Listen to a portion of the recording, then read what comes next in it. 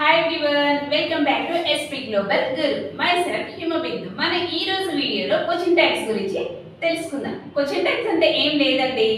మనం తెలుగులో ఏదైనా చెప్పినప్పుడు చివర్లో అవునా కాదా అని అంటాం కదా, దాన్ని మనం క్వశ్చన్ ట్యాగ్స్ అని అంటాం. క్వశ్చన్ ట్యాగ్స్ క్వశ్చన్ మార్క్స్ తో ఎండ్ చేస్తాం.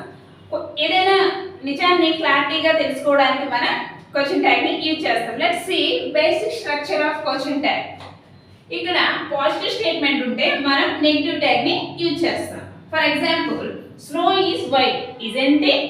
ఇక్కడ ఈజ్ అనేది పాజిటివ్, సో మనం ఇజంట్ ఇట్ అనేది నెగటివ్ ట్యాగ్ ని యూజ్ చేస్తాం. Let's see for next one. Negative statement ఉంటే మనం పాజిటివ్ ట్యాగ్ ని యూజ్ చేస్తాం. See you don't like me, do you. ఇక్కడ డోంట్ అనేది నెగటివ్, సో డూ అనే ట్యాగ్ ని యాడ్ చేస్తాం. మనం 2 ఎగ్జాంపుల్స్ చూద్దాం.